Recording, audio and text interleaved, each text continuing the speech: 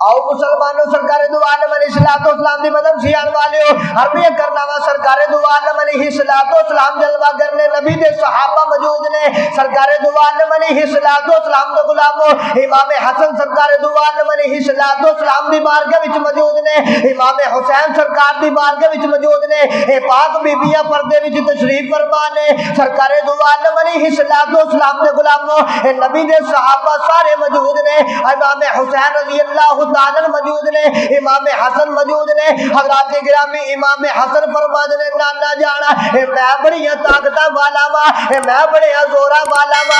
सरकार दो आलम अलैहिस्सलाम दा गुलामो ए जो गल इमाम हुसैन ने सुनी, इमाम हुसैन फरमाते ने वीरा ए तुसी बड़े जरूर हो पर रब ताकत मैनू भी बड़ी अता फरमाइया ने। रब जोर मैनू भी बड़ा अता फरमाया है। हज़रात गिरामी ए जो गल आका ने सलाम ने सुने ते मेरे महबूब मुस्कुरावन लगे। आका ने सलाम मुस्कुरावन लगे तो सरकार फरमाते तुसी दोवें वीर जरा कुश्ती नहीं कर लेंदे, असा देखिए तो सही तुहाडे विचों केड़ा ताकत वाला है। उची वाला को सुभान अल्लाह है। सरकार दो आलम अलैहिस्सलाम दे गुलामो आका अलैहिस्सलाम जंग दी तैयारी कर रहे सन ते दो छोटे छोटे बच्चे, एक दी उम्र 10 साल ते एक दी उम्र 9 साल सरकार दी बारगाह विच आ गए। अर्ज की सोहणिया असी भी जंग दे विच जाना। आका अलैहिस्सलाम फरमांदे तुसी छोटे हो घर चले जाओ, वड्डे हो के नबी दे दीन दी खिदमत करया जे। जो वड्डे हो जाओगे ते फिर तुहानू अपने नाल लेके जावांगे। हज़रात गिरामी उस वक्त दियां मावां दी गल है। हज़रात गिरामी ते बच्चे आने सोहणिया नहीं असी तुहाडे नाल जंग च जाना है। आका अलैहिस्सलाम फरमाते ने जाओ घर जाके मां दी खिदमत करो। ते बच्चे की आंदे ने मां ने कह के भेजा है जिंदा वापस ना आया जे। मां ने कह के भेजा है जिंदा वापस ना आया जे, नबी दे दीन तो कुर्बान हो के आया जे। सरकार दो आलम अलैहिस्सलाम दे गुलामो ए जो गल सरकार ने सुनी ते सरकार दी अखां च आंसू आ गए। आका अलैहिस्सलाम दी अखां विच आंसू आ गए। सरकार दो आलम अलैहिस्सलाम दे गुलामो ते सरकार फरमांदे यार तुसी बड़े छोटे जे ते बड़ा आंदा सोहणिया मैं तीर चला लेना, मैनू तीर चलावन दा वल आंदा है। सहाबा फरमांदे या रसूल अल्लाह इनू वाकई तीर चलावन दा वल आंदा है, असा वेखिया है। हजूर फरमांदे चल तीर चला के विखा। उन्हें हुण तीर जो चलाए ना जिथे जिथे दसे वो निशाने ते लग गए। हज़रात गिरामी ते सरकार फरमांदे ने वड्डिया तू साडे नाल आ जा ते छोटे तू घर चला जा। ते छोटा हुण तड़प के आंदा है। उस वक्त दे बच्चियां दी जुरतां बहादुरियां। हज़रात गिरामी अंदर सोहणिया छोटा जरूर आ पर वड्डे नालों ज्यादा ताकतवर आ।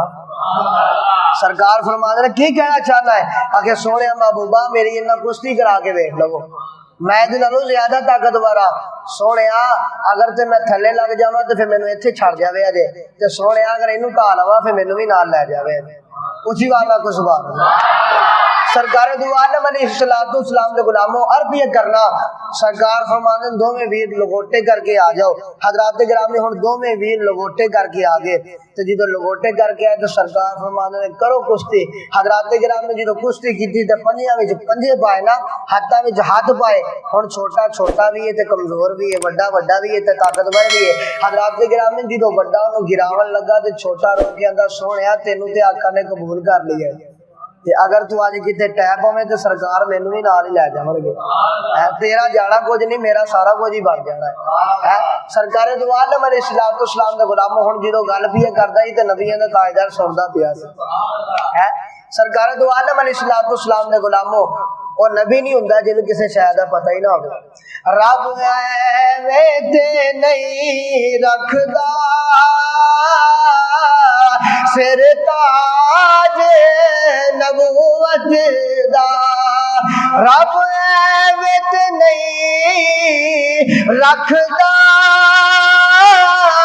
सिर ताज नबूवत दा।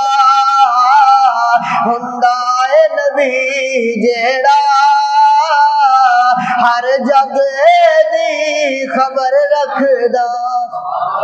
सरकार दो आलम अलैहिस्सलाम दे गुलामो ते आंदा सोहणिया ढह जा ते ओ ढह पिया। सरकार फरमांदे ने ए की बनया? आखे सोहणिया इन्हें मैनू आखिया है। उस वक्त दे जुर्रत और बहादुरी दी गल है। सरकार दी बारगाह एक छोटा जिहा बच्चा बीबी लैके आ गई। आखे सोहणिया इनू जिहाद ते नाल लै जाओ।